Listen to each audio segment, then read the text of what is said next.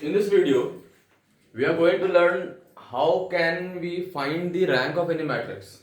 Right? Rank of any matrix. Rank of a matrix. तो rank of matrix अगर आपको find करना है, किसी मैट्रिक्स का अगर रैंक फाइंड करना है, तो सबसे पहले आपको चाहिए कि आप वो रैंक होता क्या है। तो रैंक का मतलब होता है कि आपके पास कोई मैट्रिक्स दिया गया है तो उसमें कितने लिनियरली इंडिपेंडेंट जो आपके होते हैं वो रो और कॉलम है। अगर उसमें जो रो और कॉलम होंगे, अगर एक रो दूसरे रो पे डिपेंडेंट होगा, यानी कि उसका मल्टीपल होगा, या फिर वो एक कॉलम दूसरे कॉलम का मल्टीपल होगा, इन दैट केस क्या होता है कि वो उस पर डिपेंडेंट हो गया। मतलब कि आप उसको जनरेट कर सकते हो with the help of the first row और कॉलम, राइट। तो अगर कोई मैट्रिक्स दिया गया है और उस मैट्रिक्स में जो रो और कॉलम है वो अगर दूसरे रो या कॉलम पे डिपेंडेंट हो जाते हैं ना, तो इन दैट केस उसका जो डिटर्मिनेंट होता है 0 होता है। ठीक है, तो हम लोग निकालते इसमें क्या है कि नंबर ऑफ लिनियरली इंडिपेंडेंट रो और कॉलम। ठीक है, अब कॉलम की अगर बात करेंगे तो उसमें जो number of linearly independent column होगा, या फिर अगर हम रो की बात करेंगे तो उसमें जो नंबर ऑफ लिनियरली इंडिपेंडेंट रो होगा, उन दोनों में जो कम होगा वही उस मैट्रिक्स का रैंक हो जाएगा। ठीक है, चाहे वो मैट्रिक्स 2x2 का हो, चाहे मैट्रिक्स आपका 3x3 का हो, 4x4 का हो, 5x5 का हो। ठीक है, या फिर किसी भी कोई भी रेक्टेंगुलर मैट्रिक्स आपके पास मिल जाता है। तो अगर उसमें आपका कोई मैट्रिक्स जो है कोई भी रो अगर दूसरे रो पर डिपेंडेंट है, इन दैट केस क्या होता है कि उसका रैंक उस मैट्रिक्स के ऑर्डर से कम हो जाता है। ठीक है, तो चलिए देखते हैं रैंक निकालते कैसे हम लोग। तो रैंक सिंपली मतलब होता है नंबर ऑफ लिनियरली इंडिपेंडेंट रो या फिर number of linearly independent column. ठीक है, या फिर ये भी कह सकते हैं कि अगर उसको रो इक्लॉन फॉर्म में हम लोग कन्वर्ट कर दे, क्या कहते हैं, रो इक्लॉन फॉर्म में कन्वर्ट कर दे, तो इन दैट केस जो उसके बाद जो आपका नंबर ऑफ नॉन जीरो रोज होंगे या फिर number of non zero columns होंगे, ठीक है, उसमें जो कम होगा उसको हम लोग उसका रैंक बोल देंगे। ठीक है, उसको हम लोग क्या बोल देंगे, उसका रैंक बोल देंगे। ठीक है, चलिए देखते हैं रैंक निकालते कैसे। रैंक निकालने के 2-3 मेथड हमारे पास है। पहला जो मेथड है वो क्या है, डिटर्मिनेंट मेथड। क्या है, तो डिटर्मिनेंट मेथड के माध्यम से भी आप रैंक फाइंड कर सकते हैं। ठीक है, तो जैसे मान लो कि आपको एक मैट्रिक्स दिया गया, ये 2 है, 4 है, 6 है, ये आपका 1 है, ये आपका 2 है, ये 3 है, और ये 5 है, 7 है और 8 है। ठीक है, ये जो मैंने आपको मैट्रिक्स दिया है, इस मैट्रिक्स में आपका क्या है कि ये जो मैट्रिक्स आपको दिया गया है, इन दिस मैट्रिक्स आप देख पा रहे हो कि आपका जो रो 2 मैंने लिया है, रो 2 में अगर हम 2 मल्टीप्लाई कर दे तो आपको रो 1 मिल जाएगा, राइट।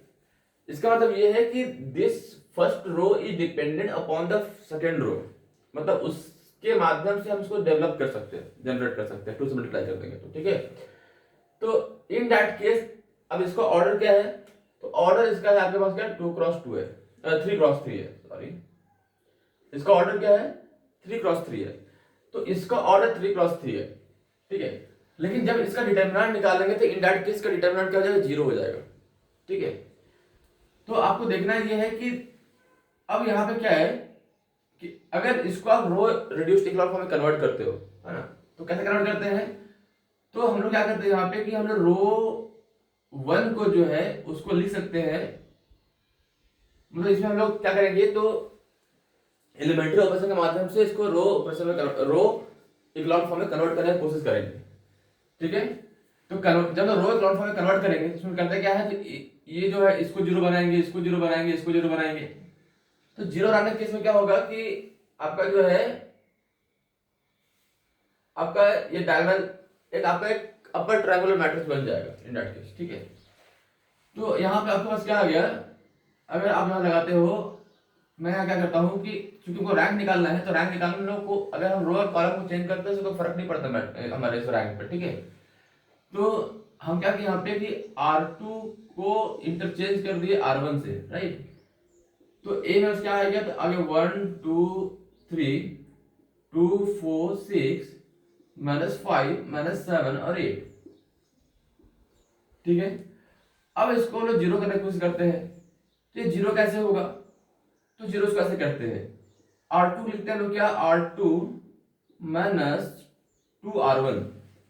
तो आपका जो मैट्रिक्स ए आएगा वो क्या आएगा, तो आएगा 1 2 3, यहां पे आपका आ जाएगा 0 0 और 0, यहां आएगा -5 -7 और 8।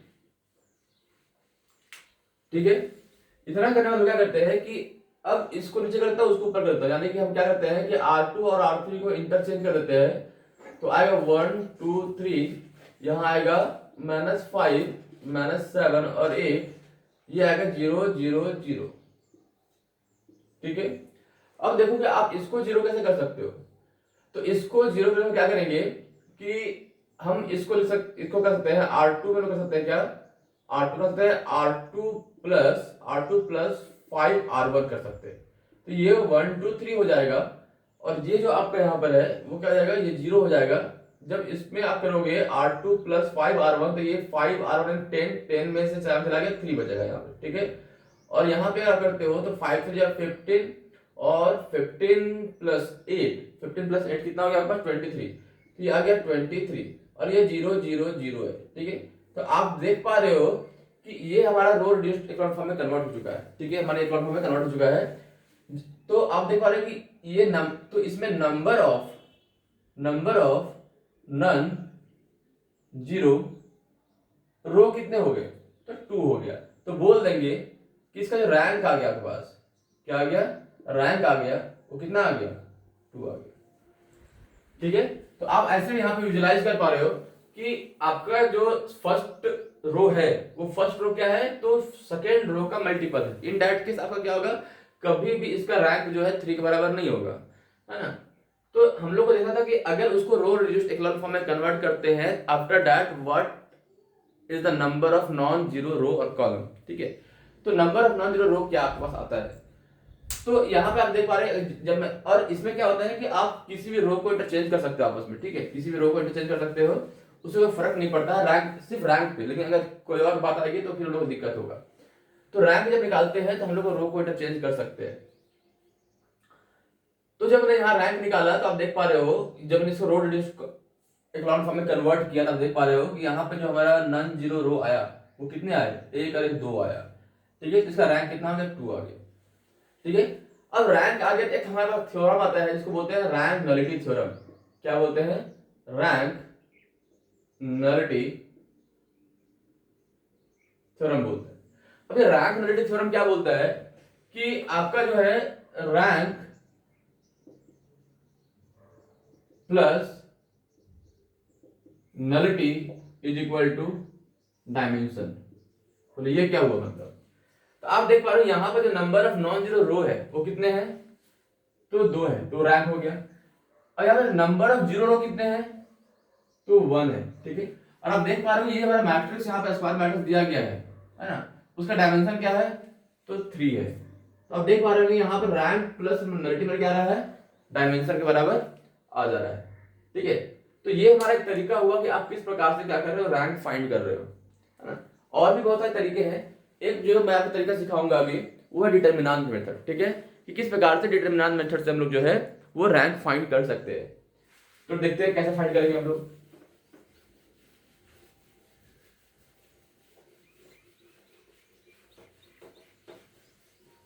डिटर्मिनेंट मेथड से कैसे हम रैंक फाइंड कर सकते हैं। ठीक है, तो जैसे मान लो कि आपको दिया गया है, ये मैट्रिक्स मैंने दिया गया है 1 2 3 7 8 1 14 16 2। ठीक है, ये मैंने आपको मैट्रिक्स दिया। ठीक है, अगर मैंने आपको ये मैट्रिक्स दिया और बोला क्या इसका रैंक फाइंड करो, क्या करो, रैंक फाइंड करो, तो रैंक कैसे फाइंड करोगे। अब पता है 3 क्रॉस 3 का मैट्रिक्स है, तो इसको ना सॉल्व करने वाले हैं किसी मेथड से, तो डिटर्मिनेंट मेथड से। डिटर्मिनेंट मेथड से क्या करना है, रैंक फाइंड करने वाले हैं। तो अगर आपको यहाँ रैंक फाइंड करना है तो आप ए का डिटर्मिनेंट निकालो। ठीक है, तो ए का डिटर्मिनेंट क्या होगा, तो आप देख पा रहे हैं कि अगर आपका ए का डिटर्मिनेंट 0 आता है तो पक्का इसका जो रैंक होगा, रैंक को दिखाते हैं रो से, दिखाते हैं रो से, दिखाते हैं रैंक ऑफ ए लिख सकते हो, या फिर आप आर से भी रैंक ऑफ ए लिख सकते हो, कोई दिक्कत उससे है नहीं। ठीक है, तो आपका यहाँ पे अगर आपका डिटर्मिनेंट 0 बराबर आ जाता है, डिटर्मिनेंट अगर जीरो बराबर आता है, इन दैट केस बोलेंगे कि रैंक जो आपका ए का होगा वो लेस देन यहाँ पे 3 हो जाएगा, तो इसका डायमेंशन 3 है, तो अगर डिटरमिनेंट 0 होगा मतलब रैंक कभी भी 3 के बराबर नहीं होगा, है ना, 3 से छोटा ही होगा। तो चलिए डिटरमिनेंट हम निकालते हैं। तो डिटरमिनेंट निकालने का भी शॉर्टकट तरीका है। क्या तरीका है देखोगे कि 1 है, 2 है, 3 है, 7 है, 8 है, 1 है, 14 है, 16 है, 2 है, ये मैंने एक मैट्रिक्स लिख लिया, है ना, इसका डिटरमिनेंट निकालना है। तो आप क्या करो कि यहाँ जो एलिमेंट है, यहाँ जो एलिमेंट है उसको यहाँ कॉपी करो 1 और 14, और यहाँ जो एलिमेंट है, यहाँ जो एलिमेंट है इसको यहाँ कॉपी करो 3 और 2। अब क्या करो कि यहाँ पर एक लाइन ड्रॉ करो, ये ड्रॉ करो और ये ड्रॉ करो, फिर यहाँ से आप ऐसा ड्रॉ करो, ऐसा ड्रॉ करो, ऐसा ड्रॉ करो और ऐसा ड्रॉ करो।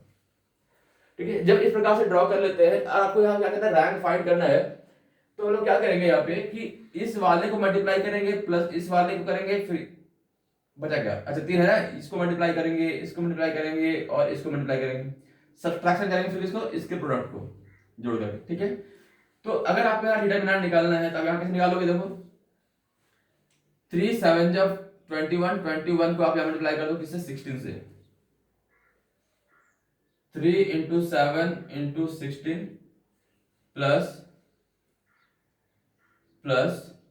1 into 8 into 2 plus 2 into 1 into 14 is equal to minus, ये इधर सॉल्व करो आप, फिर माइनस 2 7 जा 14, 14 2 जा 28, या 28 आ गया, 8 से 24, 24 इंटू 14 कर लो, 24 इंटू 14 कर लो, सबको मल्टीप्लाई करेंगे अभी, और फिर यहाँ पे देखो कि 16 1 जा 16 1 जा 16, तो 16 ही आएगा, तो इसको आप सॉल्व कर लो।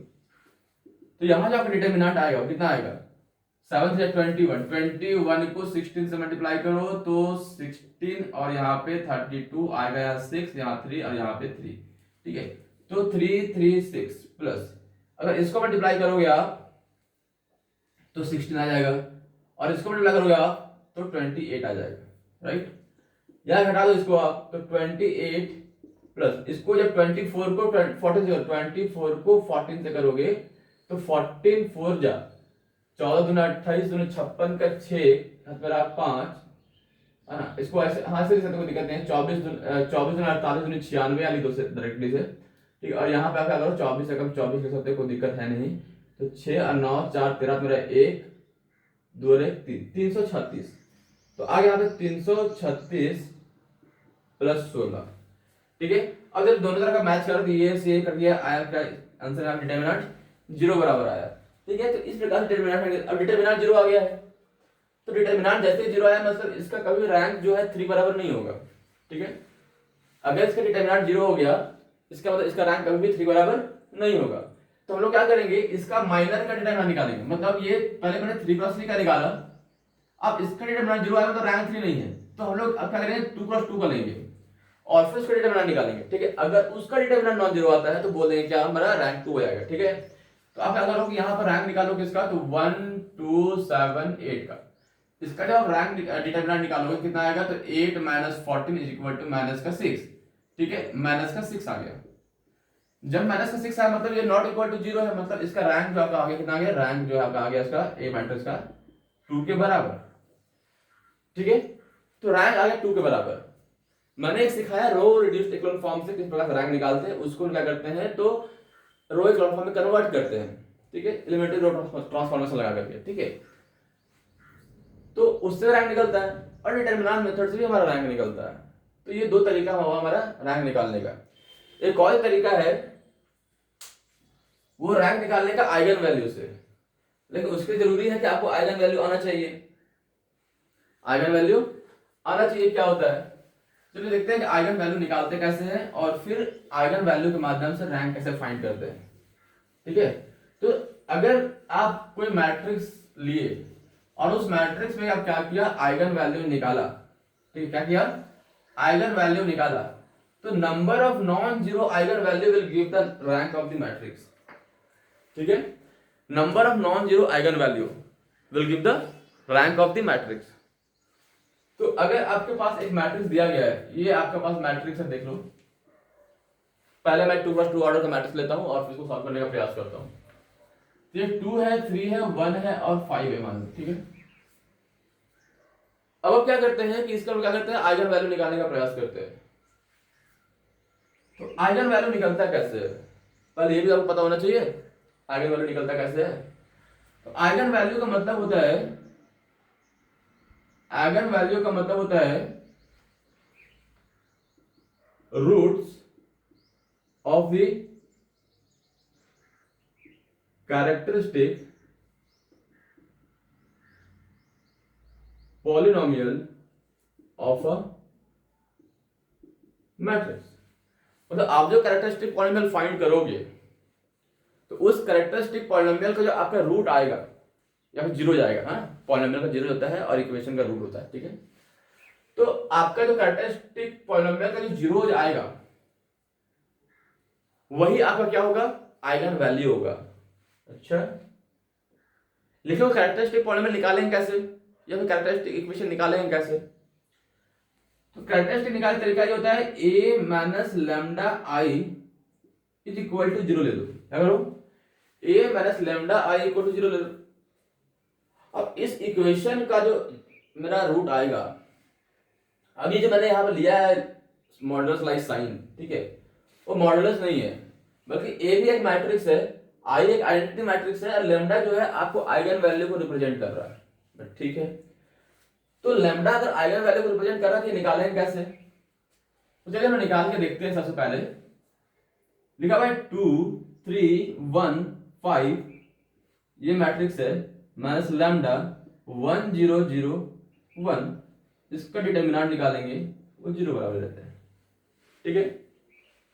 इतना कर लेने के बाद आप देखो इसको सॉल्व करोगे, आएगा 2 माइनस लैम्डा, यहाँ 3 आ जाएगा, यहाँ पे 1 आ जाएगा और यहाँ पे आ जाएगा 5 माइनस लैम्डा। इस चीज का डिटरमिनेंट निकाल लो। तो कैसे निकालो डिटरमिनेंट, इन दोनों को मल्टीप्लाई करो, इन दोनों मल्टीप्लाई करो, डिफरेंस निकालो। तो 2 minus lambda minus sorry 2 minus lambda into 5 minus lambda minus 3 is equal to 0, यही होगा ना। हाँ इसको मल्टीप्लाई करो आएगा 10, फिर करोगे minus 2 lambda minus 5 lambda plus lambda का square minus 3 is equal to 0, यही आएगा बोला। हाँ तो 10 minus 7 lambda plus lambda square minus 3 is equal to 0। अच्छा इसको यहाँ सिंप्लीफाई कर देता हूँ, तो 10 में से 3 गया तो 7 बचेगा, तो यहाँ पे आ गया 7। इसको अरेंज कर दो मैं थोड़ा सा, तो lambda square minus 7 lambda plus 7 equal to 0, right. तो यहाँ पे जो मेरा आया वो कोई इस प्रकार का इक्वेशन आ गया, lambda square minus 7 lambda plus lambda. कहीं गड़बड़ तो नहीं है, बोले नहीं कहीं गड़बड़ नहीं है। तो अब इसका हमको क्या करना है कि रूट निकालना होगा। तो रूट निकलेगा कैसे, ये भी एक क्वेश्चन है,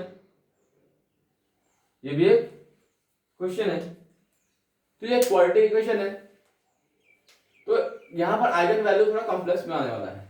क्या आने वाला है, कॉम्प्लेक्स में आने वाला है, कॉम्प्लेक्स नहीं आने वाला है मतलब फिर भी आपका इरेशनल में आने वाला है, ठीक है। तो यहां लगा दो क्वाड्रेटिक फॉर्मूला, तो आएगा 7 plus minus root under minus 7 का square minus 4 into 1 into 7 divided by 2, ये लगेगा, बोला हाँ यही लगेगा। यहाँ पे आएगा 7 का प्लस माइनस रूट अंडर, यहाँ का स्क्वायर था तो 49 माइनस 28 डिवाइड बाई 2। तो यहाँ पे आपका दो आइगन वैल्यू आने वाला है। कितने आइगन वैल्यू आने वाले हैं, दो आइगन वैल्यू आने वाले हैं। तो आ जाएगा 7 प्लस माइनस, अब आपको वहां पे जो है 49 में 29 में 8 गया 1 बचा और 4 में 2 गया तो 2 बचा अंडर रूट 21 अपॉन 2। यही आपके दो आइगन वैल्यू होंगे, एक होगा 7 प्लस रूट 21 बाई 2 और एक होगा 7 माइनस रूट 21 बाई 2, ठीक है। तो दो आइगन वैल्यू आ गया। अब देखो number of non zero eigen value कितने हैं, दो है। अब किसी भी क्वाड्रेटिक इक्वेशन ऐसे भी ये आपका कितना है 2 ऑर्डर का है, मैक्सिमम आइगन वैल्यू तो दो ही होगा ना। तो number of non zero eigen value मेरा दो आ गया। मतलब क्या है मेरा कि इसमें आपका जो रैंक आया वो दो आया। तो सर रैंक यहाँ पता लगा सकते थे, हाँ बिल्कुल लगा सकते थे। डिटर्मिनेंट निकालते हैं। तो डिटर्मिनेंट मेथड बहुत आसान होता है, लेकिन जब कभी आप हमारे क्वेश्चन में आइगन वैल्यू दिए हुए हैं तो उसके माध्यम से वहाँ पर रैंक डायरेक्टली बताते हैं। ठीक है, कि अगर आपका आइगन वैल्यू 2 ऑर्डर का मैट्रिक्स है और आपका रैंक दिया हुआ है 2, तो डायरेक्टली बोल देंगे इसका रैंक 2 है, जो नॉन जीरो होना चाहिए। ठीक है, अगर एक जीरो होगा और एक नॉन जीरो होगा तो बोल देंगे इसका रैंक 1 है, सिंपली सर। ठीक है, तो आइगन वैल्यू के माध्यम से रैंक बता सकते हैं। ठीक, तो इस प्रकार से हम लोग आइगन वैल्यू फाइंड करते हैं कैरेक्टरिस्टिक इक्वेशन का रूट निकाल करके, और उसे रैंक का भी हम लोग आइडेंटिफाई कर लेते हैं। ठीक है, तो आई होप यहाँ पे समझ में आया होगा कि रैंक जो है मैंने यहाँ पे 3 तरीका बताया। एक तो बताया कि आप उसको रो रिड्यूस्ड इक्लोन फॉर्म में कन्वर्ट कर दो तो नंबर ऑफ नॉन जीरो रो जो आपका आएगा वही उसका रैंक हो जाएगा। ठीक है, फिर मैंने आपको बताया कि डिटर्मिनेंट फाइंड करो, है ना। तो जिस ऑर्डर का डिटर्मिनेंट नॉन जीरो हो जाए, जिस ऑर्डर का डिटर्मिनेंट नॉन जीरो हो जाए वो उसका रैंक कहलाएगा। ठीक है, फिर मैंने बताया कि आइगन वैल्यूज के माध्यम से कैसे आप रैंक फाइंड कर सकते हो। तो मैंने यहाँ पे 3 तरीका बताए रैंक फाइंड करने का। और कुछ चीज यहाँ पे है उसको जानने का प्रयास करना।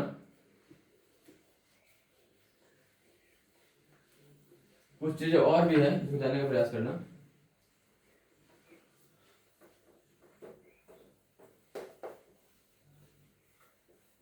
कुछ चीजें और भी है, क्या है कि रैंक जो है कभी भी, मान लिया आपको रैंक दिया गया है ना, रैंक कभी भी उस मैट्रिक्स का ऑर्डर से बड़ा नहीं हो सकता, उसके बराबर हो सकता है, उससे छोटा हो सकता है, उससे बड़ा नहीं हो सकता, और 0 के बराबर या 0 से बड़ा होगा। रैंक 0 भी हो सकता है।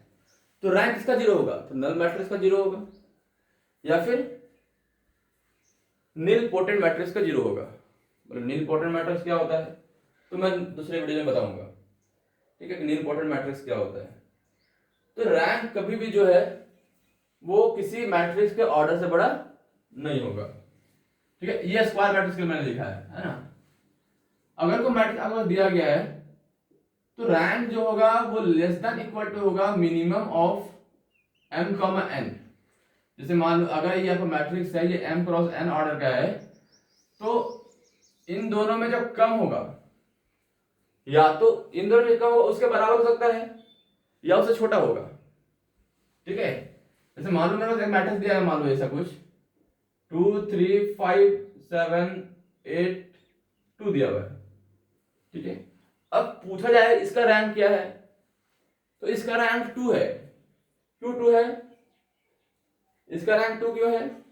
क्योंकि ये आपका 2 क्रॉस 3 ऑर्डर का है, तो ये कभी नहीं हो सकता, क्योंकि हमको इन दोनों मिनिमम लेना है। तो ये हो सकता है, या फिर इससे कम हो सकता है, इससे कम भी हो सकता है। अगर मान लो ये वाला इसका लीनियर कॉम्बिनेशन हो गया तो भाई ये भी इसका हो जाएगा। तो नंबर ऑफ लिनियरली इंडिपेंडेंट रो या कॉलम जो होंगे आपके यहाँ पे 1 हो जाएंगे। तो इन दैट केस इसका जो रैंक आ जाएगा उससे कम आ जाएगा 2 से। तो यहाँ जो हमारा रैंक होता है किसी मैट्रिक्स का, वो मिनिमम ऑफ m और n, यानी कि ऑर्डर जो होगा उससे उसका जो हमारा नंबर ऑफ रो या कॉलम होगा उसके मिनिमम से कम होगा या उसके बराबर होगा, और 0 से बड़ा होगा। बात समझ आई? तो इस प्रकार से रैंक का जो है रिलेशन है ऑर्डर के बीच में, ऑर्डर के बीच में। ठीक है, तो इस प्रकार से जो है कुछ कुछ प्रॉपर्टीज रैंक के हो गए। मैंने यहाँ पे आपको रैंक नलिटी थ्योरम भी बताया, कैरेक्टरिस्टिक पॉलिनोमियल से कैरेक्टरिस्टिक इक्वेशन बनाना सिखाया, और फिर आपको यहाँ पे उसका रूट निकालना सिखाया, जिसको लोग आइगन वैल्यू के नाम से जानते हैं, या फिर लेटेंट वैल्यू के नाम से जानते हैं, या फिर उसी को लोग कैरेक्टरिस्टिक वैल्यू भी बोलते हैं। ठीक है, तो इस प्रकार से रैंक फाइंड कर लिया जाता है। Thank you for watching. अच्छा लगा होगा तो लाइक शेयर एंड सब्सक्राइब कीजिएगा। बाकी और भी कंटेंट जो है आगे लेकर के इसी पे आएंगे। Thank you.